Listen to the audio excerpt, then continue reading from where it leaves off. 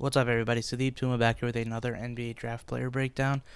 I know it's been a couple weeks since I've done one of these. I apologize for that, but NBA draft just a little over a month away, and I'm very excited for that. We got the draft ladder just done, and today I want to take a look at Mark Williams, the Duke center. Very interesting prospect. First, we look at this guy. Right, came in as a five-star last year. Had a so-so freshman season, not a great NBA draft type of freshman season either. Possibly could have left, been a second round pick or something or another.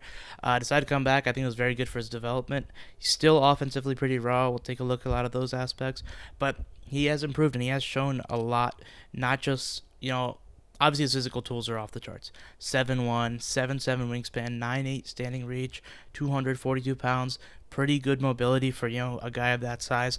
Fits in pretty well with this Duke roster, where you've got 4 or 5 ball handlers on the court seemingly always. And this guy has just excelled in his role as as a pick and roll screener, as a guy who runs the floor and transition, lobs. You talk about a lot of those aspects. But one of the things you're talking about him and maybe Jalen Duran a little bit that are kind of the old school type of big man, the big physical guy who's great shot blocker, tough defense, rebounder, etc., etc. And there are a few of those in the NBA, right? You look at guys like Steven Adams, Andre Drummond to a degree, but it's kind of a dying out breed. But still, there are teams, especially like the Utah Jazz. As much as people like to clown on Rudy Gobert, their defense is excellent because he is the defensive anchor. And there are teams that not only possibly want it, they need it, right, for the way their team is made up. And Mark Williams is a guy who can fulfill that need off the charts, or excuse me, from the jump, and also improve in a lot of different aspects. So first, let's take a look at his offensive game, where you see him excel, right? I talked about pick and roll and that kind of stuff. This is somewhere he does something he kind of just does well. I mean, you talk about dump offs with big men. It's hard to say someone does it not well, but he does get positioned really well. That's what I like. Even in just subtle, a few feet from a few feet, he angles out defenders pretty well. He gets the ball. Or rather, he gets his body in position to make a catch, and he has excellent hands. Catches just about everything. Just finishes through traffic well, finishes through contact well, and he has a lot of those traits. So here we're gonna start with the Paolo Banchero with the ball, top of the key almost, and you got Mark Williams down here. So as Banchero starts to drive that in, you got Mark Williams, who's initially posting up, right, to begin this play. And as he sees Banchero coming in, he just, again, settles steps, right? Steps in, catches that, and is about to dunk it down. And he loves to dunk everything. 3 feet and in, he's a ferocious dunker. But again, it's the small little things, right? As that ball's wrapped around and passed, you see Williams on his right hand. He grabs it, corrals it in, keeps it there, adjusts the body, stays on 2 feet, and goes up for the dunk. It's simple, but it's the little things, right? The ability to finish through traffic, stay patient, and we'll see a lot more of that as we go on. Here we're going to see it one more time. So again, you're going to see Banchero over here. He's going to get the ball, and you got Mark Williams down here in the dunker spot. And that's a place he's going to spend almost all his time. Or rather, that's what he does in college right now. He excels down there, though, because it's not that he attracts so much attention. It's that he's ready. He can attract that attention, right? As talk about guys that are just great screeners. They not only set screens because they're so big and displace the defender. They're also guys where you might have to bring a help defender, or you might have to not double team because you're so worried about him catching the ball off of that. And it's intangible stuff where you might get an open three because the ball handler sees a help defender go onto Williams and can pass out to the corner, or Williams just makes that help defender his defender in a pick and roll situation, pause for a second, and then the ball handler can go score, right? So those type of things. But you got Banchero here, little dump off, easy, and finishes over there. So here, he's a very good pick and roll screener, but it's not just his size. What I love here is his instincts on when to dart full speed, when to patiently step, and how to angle his body. You'll see that here. So as you got Williams here, ready to set that screen. See that play happen. Right, goes to the right side, and right here. As they not trap blitz the pick and roll fully, but kind of do. And then you got this help defender down here. And watch Williams as he kind of rolls. He's going down, and he's going down a little patient, and he scores because of that. But it's like I was saying, you look at the little things. So you got Williams, and what I like here is how he's pointing his body. He's not just running straight down to right here, right? He's not just running, bolting down as soon as that pick is going. He's going down slowly, the same pace as Trevor Keels. So what does he do? He leaves that passing open lane right here for Keels to make that pass. He goes down here, then this help defender is likely to either block it or this help defender is going to step in quicker. But because Williams holds his ground, and then at this point, look at where his body is. He's fully pointed toward Trevor Keels. This help defender behind him has his body behind him. He's not stopping it once Williams catches that ball. Right there. Easy. Here. This one's this is great. You'll see just what I'm talking about. Simple. Right? Easy darts and then goes. And again, you like that because like I was saying, the instincts to know when to slip the screen. That's what he's doing here, right? And you watch, his defender here isn't even, trapping so hard where it's easy to just know, oh, let me slip it. He just feels it out, where this defender is going off to Trevor Keels' right, and then this defender is his full body language is toward Keels. So when that happens, he slips, and all of a sudden, he's got this wide open lane.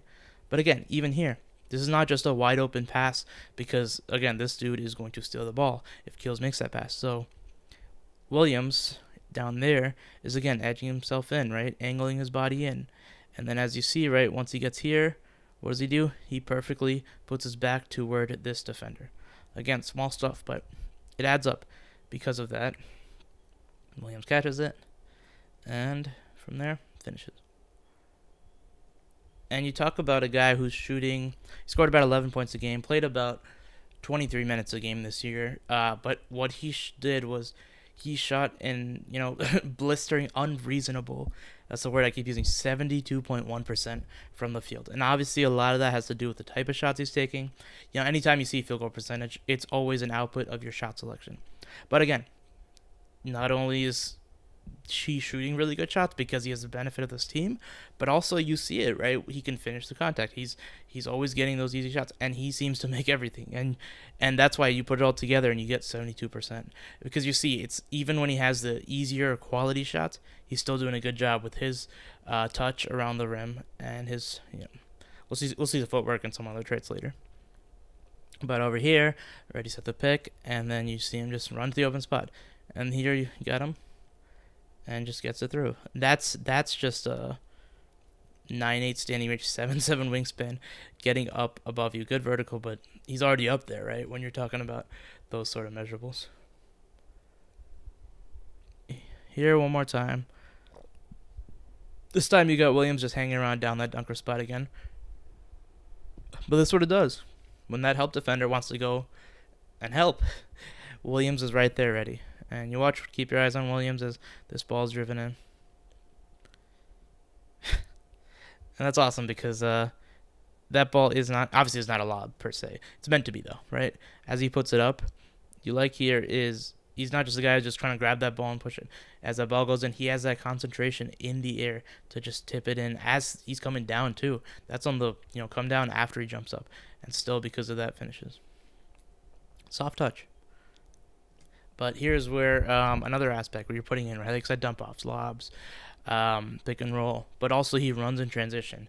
Again, good mobility for his size, but a lot of it's effort. Good straight line speed, but again, a lot of it is effort. He's just running harder than everyone else a lot of times. You got Williams down here, and watch, once that ball is caught by Joey Baker, watch Williams. He's just going to run down. He gets down, and watch him. He's just getting down faster than everyone else. And again, not blistering speed. It's not John Morant running down there, Russell Westbrook. It's just him hustling down. And these two guys, these three guys, none of them are getting back and checking Mark Williams. Because of that, catches it in stride, easy basket. Here, one more time. You got Williams over here, and it's kind of cheating, seeing on his rim protection skills, which we'll get to later. But on Chet Holmgren, watch Williams blocks it. And then watch where he is right now, right? After he makes that block, he's here. Almost all his team is above him. But watch Williams. As soon as that ball is blocked, he's already running down. Right there, running down, straight down, and catches it there. And look, that's not the easiest of catches, right? Corrals it in one-handed. Good catch. you take it for granted sometimes with hands, but he catches it, and then even there, he doesn't look at his foot, his right foot. He's slinging down. If he just goes up, he's probably missing because he might probably not get blocked, but he is going to be off balance. It's a tougher shot. But what does he do? He recuperates himself, pulls that right foot back, so he wants to jump off of 2 feet, and gets that body on Drew Timme, backs back, and then puts it up, right? So you watch that in motion. He's running there, grabs the ball, body back, and then go there. It's not like he pushes him back so far where he creates space. He's already so big, he's got good space. But I like that foot back. It's a simple thing, again. But because of that, he's able to go off 2 feet and finish easily. Here you go one more time, same game. Williams up here. And as Banchero gets that ball, watch Williams just run down the right. Banchero draws in double, and easy lob. Now this is cool because this is not just him running and finishing at the other end. You got Williams. Excuse me. Let me get back. So that rebound goes to Trevor Keels. You got Williams over here. And again, let me just watch him. Watch how far back he is, right? You got 2 NC State defenders here and here. And a third one somewhere else. But watch Williams. He runs all the way down. Ball's dribbled, and he just gets past everyone. What is that? But that's great because that touch pass is beautiful. Why? For multiple reasons. First off, it's a tough pass. A touch pass in general is always nice. It can be a difficult pass, but this is not a well thrown pass. This is about to go out of bounds for almost any other player. But first off, again, the hands to catch it, the vision to know his teammates there, and just the playmaking prowess to make that pass all in one stride as he's jumping out of bounds and makes it an easy play. That should be a turnover, right? By most measures. Obviously not the most horrible pass in the world. I've seen worse, but that, for all intents and purposes, that's about to be a turnover. Actually, that is a pretty horrible pass because you see how high it is. But you watch how high that pass is going. For most other people that aren't 7'7" wingspan, 7'1", are not catching that ball.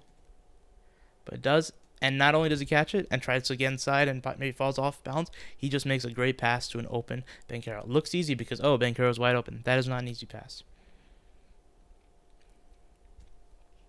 And again, 72.1%, field goal percentage gets a lot of those easier baskets, but they're still well earned, as you see. But that's why his production on his point total is not that much. But he has flashed a lot of this low post game, especially in his second year.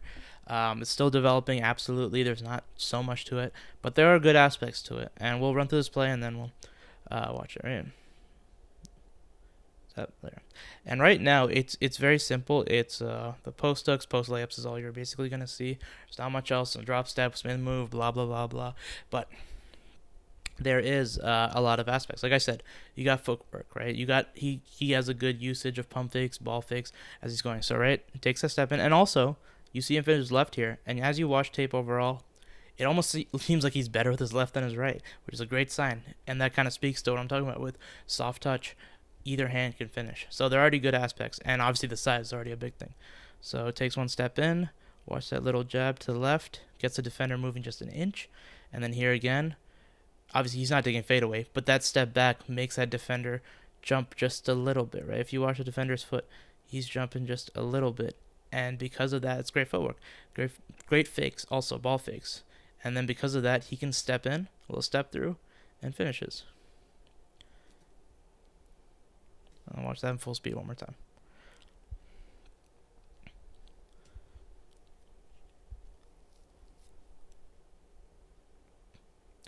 And then here, you got Williams down on that low block. Spends a lot of time there. Like we saw with the dunker spot. He's always there, but here he gets that ball. Then watch, right? Jab, and then step. You love, right? Just a simple, very hook, very fundamental. And this one, right, he keeps his head up. That's what I like. He's keeping his head up in case there's a double coming. There's not. He can take that step in. Feels like he pushes the body a little bit. And then steps there. And just a simple little hook. Sometimes this is all you kind of want because we don't see the banging of bodies, Shaq-type plays anymore, right? It's a lot more face-up game, a lot more of putting the ball on the floor from the perimeter, shooting. That's what we see from big men. It's a whole different era, obviously. But with mismatches and such, a lot of teams want to switch every matchup. If you have Mark Williams there, who's going to switch, onto forget a Steph Curry, just any guard, any forward, even a small forward. That's a mismatch that he can take advantage of if he keeps developing that game. Now we talk about face up game, perimeter oriented game, a lot of those aspects we'll touch on a little bit later, but that's really, he doesn't really give you much, if anything, or little to no face up game essentially, which is a concern. But down here, this is another developing skill: the post up, the playmaking. This, I think, is, we saw that touch pass earlier. He does have, I think at times he flashes really good playmaking skill, and I'm not gonna say he flashes stupid skill or something, as in he's just gonna turn the ball over because he's not looking always. I think he does have pretty okay to solid vision. Like, he does display some of that, and he's just keeping his eyes up. That's the main thing. Throws good velocity on his passes and does the simple things of looking, being able to pass out of the low post and when he has the ball. You see him as he gets that ball here, double comes real quick and just passes it out to Wendell Moore for three. There's not much there, right? It's just simple reads, understanding, and getting that ball out unselfishly. And over here you got him about to be in a crowd, and most of that pass goes up, and then he just hits it right down to Wendell Moore. And it's good. It's simple, but it's that feel. It's in the air to throw that pass. That's always, those are some of the toughest passes you can do out there. But he made it look easy. Now this is where it is a major struggle. Low post, playmaking. He's taken big strides, but there's still a lot of work to be done there, especially low post. But shooting touch, there's a lot more work to be done. Shows a little bit in the mid range, but mostly his three is nothing. He's shot 1 3-pointer in his past 2 years, and that 1-3 was last year. So we'll take a look at that one. I mean, just goes to show you, there's not really any floor spacing element just yet. You can kind of get away with the NBA, but you have to be really good at your other aspects, right? Drummond, Steven Adams, DeAndre Jordan, those guys are, JaVale McGee even, those guys are getting away with not being able to do those things. And some of it has to do with they can put the ball on the floor, they can play make, they can do different things, but also they're great at what they do: rebounding, rim protection, defense. And that's not a generalization, all those guys, but I'm just saying different guys can do different things. Point being, here, let's look at Mark Williams and look at the 1 3-pointer that he missed, right? Wide open shot, of course. And just watch his mechanics as he grabs that ball. So he gets it and then puts it up. Pretty slow, average, below average release speed. Not great, doesn't get up in the air too much. And his shooting point is kind of low. Yes, we are in slow motion, it's not that slow. Doesn't get the ball up that high and doesn't really have much to it. Now the good aspect, or I guess the promising aspect for teams, is Williams is shooting 77, yeah, I think 77% from the free throw line, which is always a good mark, or a good promise, because they always say, you look at, if a player is struggling shooting, how's their free throw percentage? If it's high, that means that they're likely to develop into a pretty good shooter. It's a pretty good indication of what they can be as a shooter. And we saw all those ways that he can score, and this kind of touches into his rebounding and his offensive rebounding ability. And his defense and rebounding are obviously his two biggest strengths coming into college. I would still say those are easily his two biggest strengths. And per 40 minutes, he's averaging about 12 rebounds a game. But what's interesting, I believe he averages about 7.3 rebounds a game normally. But 2.6 of that is offensive rebounds. And that's really where you see more and more of him being just a great rebounder. He puts in a lot of effort, goes and crashes every single board, seemingly, even when he's in the elbow area or the 3-point area for some reason. He runs in and goes and crashes those hard. He claws in, and then he just has so much raw strength that he's able to go and grab a lot of boards, and then he goes and puts them back up, a lot of second chance points. So that's the way he's scoring, right? Lobs, rim, transition, putbacks, etc., etc. So you start with Williams here, and Banchero's going to drive in, and just watch Williams follow up the shot. And because that helps that defender goes, Williams is just there stepping. He keeps stepping in, right, as that play's going on. I mean, you start, obviously it doesn't start that far out, right, but he's here. And we talk about that positioning, finding that little gap. He keeps stepping in a little bit. And when that goes up, just good instincts, very good anticipation as a rebounder, and just puts it back in. Easy. And this is awesome. You got Williams over there. Watches. This pass is going to go out to Trevor Keels over here. And then right here. Watch where Williams is, right? You watch him. He's almost to the free throw line at this point, right? He steps all the way out because he thinks Banchero is going to drive in, which is a smart thing to do. But as we go again, so keep your eyes on Williams this time. Steps out, and when that ball goes in, he just goes and catches it and finishes. This is awesome because he starts out here, right? And no one puts a body on him. So what does he do? He just steps around him. Watch him, right? He steps around. This is not strength. This is not 241 pounds. This is not a 9'8" standing reach. This is just effort, and this is just, I'm going to go get that ball because you're not going to put a body on me. But even when they do put a body on him, he claws around it because he is a gaudy gaudy rebounder, excuse me. But he goes in there, and that has nothing to do with physical tools. This does.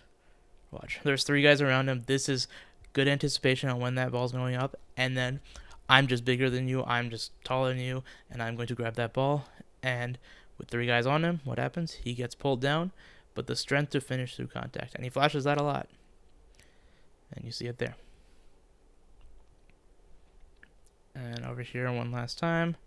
Again, as that play goes on, like I said, it's not Maul, but he keeps stepping in, and he fills those kind of gaps when his help defender kind of steps in to help.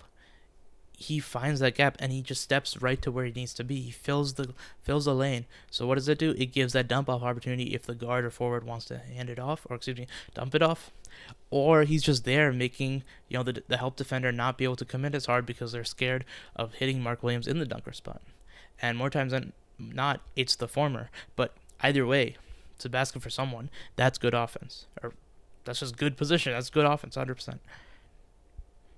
So yeah, as he's going, you watch Williams. He keeps stepping in. And by the end of it, there. Catches it and finishes it. And again, nobody puts a body on him. And I understand why here because, that defender is going to help. This dude over here is going to help. And so Williams just takes advantage. He keeps stepping in, feels that, grabs it, and grabs the ball. And right here, he doesn't just go straight up with it. This is what I was talking about with the patience. The ball fake right there, a little simple thing. And then because of that, he can finish through contact. Once again, easy basket. And here we'll just see a couple of the defensive rebounds he gets. So 7.3, 2.6, let's do the math. Maybe that's 4.3 defensive rebounds a game. And I guess some of it kind of goes to his teammates. You talk about having Paolo Banchero there, Wendell Moore, Trevor Keels even. You have AJ Griffin even a little bit. Those are all guys, maybe not Griffin as much, but those are guys that are big. And Griffin, honestly, yeah. All those guys are big. They can claw in. They can grab rebounds. They can body out. And Mark Williams isn't grabbing as many defensive rebounds. We saw with the rim running, the transition, he has very good instincts on when to let go and just start running in transition. But he does do a great job on offensive rebounds. And he's still a very good defensive rebounder who's able to go and gobble boards. And you see him here. And with him, he boxes out when he feels a man is on his back and within distance. More than not, he's just relying on his physical tools to go and grab boards, which is a fine strategy, I guess, if you're in that sort of realm. But you see him here, down here. That ball goes up, and Williams just puts a body. Because of that, grabs it, right? Simple. Over here, you're going to see he doesn't put a body on anyone, but he just grabs it right there. So ball goes up. You see Williams. He sees man is not there. But again, I like the little head, right? Watch his head. Little just peek to the right. Right here. As the ball goes up, he peeks to the right, sees his man is too far out. Doesn't need to put a body, but watch his legs split. Watch his arms out a little bit. Knees bent. That's, a base to... If a guy comes on your back, you're going to box him out. If you're just standing upright and a guy comes behind you, he's going to knock you over. It's not going to be a foul. But now you're bending. You're ready if a guy's coming in, so you can box him out very well. No one ever comes. He watches that ball. It goes up, and then he just grabs it. Easy peasy. And those are things you like. And here's the things you really like. Probably his best trait, he's a violent shot blocker. He is a fruitful shot blocker also, and he does it very well. Obviously, with all the physical tools we just keep talking about, he's about almost 4.8 blocks per 40 minutes, I believe. Does a very good job, and you see it with not just his length, but also his understanding. So you're gonna see here. So ball goes up, he doesn't get that ball, goes behind him, but right here, once his defender his matchup catches the ball, watch him right here. This should be a basket for most people, and swats it away. I mean, look how high that ball is right now. He puts it up and times it perfectly, but look how high it goes. That is very difficult. There are very few people that are going to be blocking shots like that have the length, that have the also the timing. He has terrific timing. He jumps up, and you think about that, you're talking about guys like Chet Holmgren, who's making blocks like that things that almost very few people can block. Mo Bamba probably you can fit into that category. Guys with the length and also the understanding. And over here, you can see him down here. And what I like here is he shows that he's not just, the guy who's standing there and blocking when you come into his area. He slides over pretty well. And once he does, he can go off of 2 feet. And that's what helps him, be balanced. So he's not just jumping off 1 feet. He's not jumping for joy. When I said he has really good timing, he's also very disciplined. Kind of goes hand in hand. He isn't jumping at the pump fakes. He's keeping his body vertical as to not pick up fouls. And he just has good instincts on when to jump. You see it here. So drive goes in, he steps over, and then here it's again the instincts, but you can almost break this one down. If you see this offensive player as he's driving in, he's picked up 1, 2, but he's also fading away. So you can jump up, and what does he do? He blocks it very well. So see him full speed. So you see Williams slide over, go off 2 feet, and block it. That's what I mean. The going off of 2 feet. That's what's so. That's a simple thing, and I know I've used the term simple thing many times, but that's really what it comes down to. It's these little things that he's meshing together make him such a good player. And over here we'll see it one more time. You got Williams there. Okay, so this dude is going to drive down, get Williams into the paint. Now that's his matchup, but Williams understands this man right here is about to come in because the defender has fallen asleep. So what happens when it's there? Watch Williams right now. When that pass goes, he immediately just, without hesitation, jumps over and blocks. But again, this is what I was talking about. Because if you're that offensive player, you're going to pump fake because you think, oh, this guy is freaking out. He's going to jump immediately because he's already in unbeaten position, which is accurate. But Mark Williams does a great job. Watch him here, right? As that pump fake goes up, Williams doesn't jump. He stays his ground, and this is what I'm talking about. Because of that, he's able to block it. Right? There. Pass coming down. Watch Williams, doesn't jump, and then jumps it. Very easily. And this is an aspect that's pretty interesting because he is very... he's really developed into a good drop defender. That's what it is.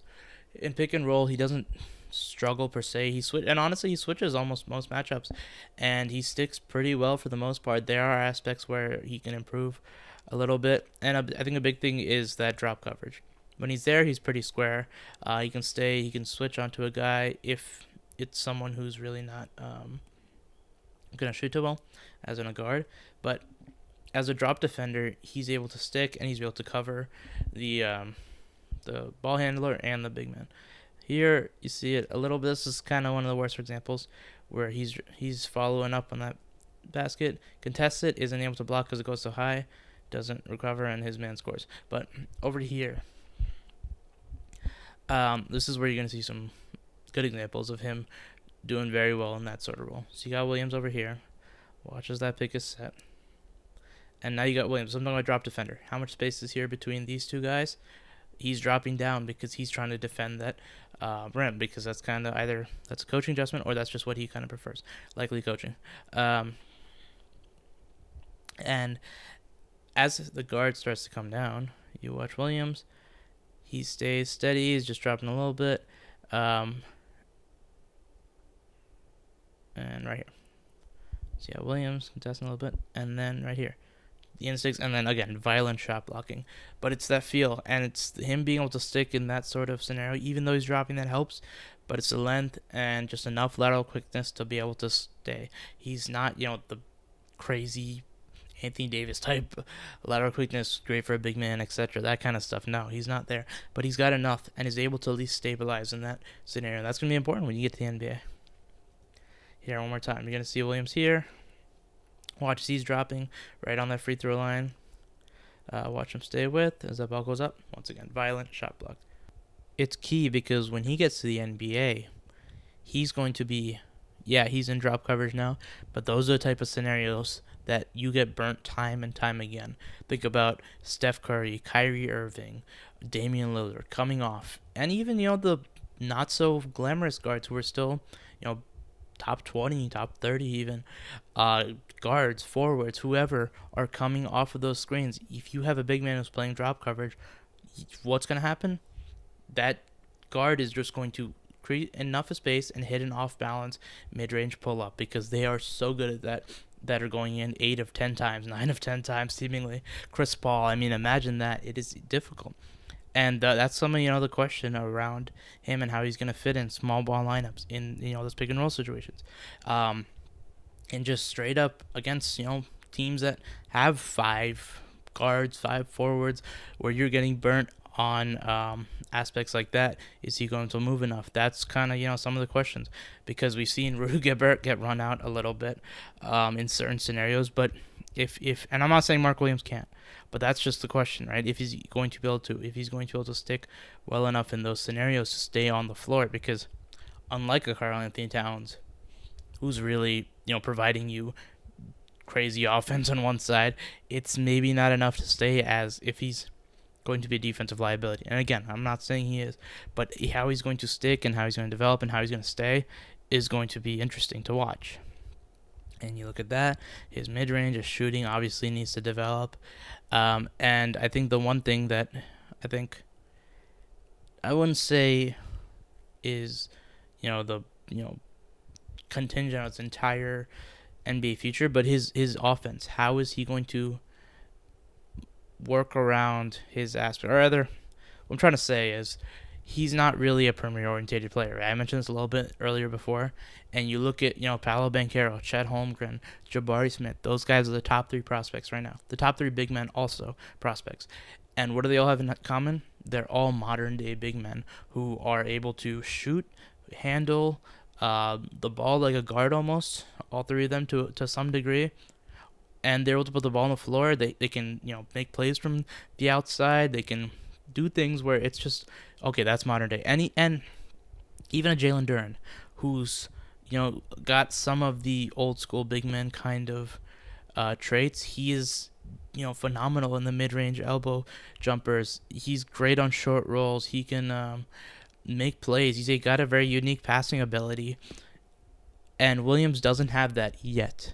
If he's going to develop that, that's going to be the interesting question, right? And he already gives you a lot of important aspects like rebounding and rim protection. And a lot of these things get swept under the rug, defending. But they are useful aspects, and a lot of teams will need to use things like that. So the question, I think, for his NBA potential, his NBA future, and him just staying in the league, period, is how is he going to fare in, small ball lineups? How is he going to stick and pick and roll defense? And how is his offensive game going to develop? Is he going to become, a serviceable shooter, a very good shooter? Is he going to be an elite shooter? Is he going to be able to, start handling the ball and develop that aspect of his game? He's got a great motor, and we saw Andre Drummond develop throughout his time from a guy who just, ran the floor, lobs, everything, to a guy who had a little bit of a low post game, who can handle, who can play make, not at a great level, but a little level. But the commonality here is that the reason we're already, discussing a guy who's pretty offensively raw is because 7'1", 7'7" wingspan, 242 pounds. That's what's at the crux of it. And it's, like I said, that's going to be his, NBA potential. But the question really is, is he going to be so good at the other aspects like an Andre Drummond or a DeAndre Jordan that just, 15 rebounds a game, elite defense, elite shot, rim protection is going to let him get away with not having a jump shot? We've seen a few of those, but you have to be very, very good at those other aspects to do it. But there's a reason he's being talked about as a potential lottery pick. Likely to be mid to late first round pick, possibly lottery pick. Tiny possibility second round as it stands today, but it's going to be interesting to see. And a lot of it's going to be on fit. It really is. And not just fit of who needs a big man, but who's willing to take on this type of big man. Because not every team will, but a lot of teams really will. So that's going to be interesting. But that has been the breakdown on Mark Williams. Hope you guys enjoyed the video. Be sure to check out the entire scouting report on dbl-coverage.com. And hope you all have a great day.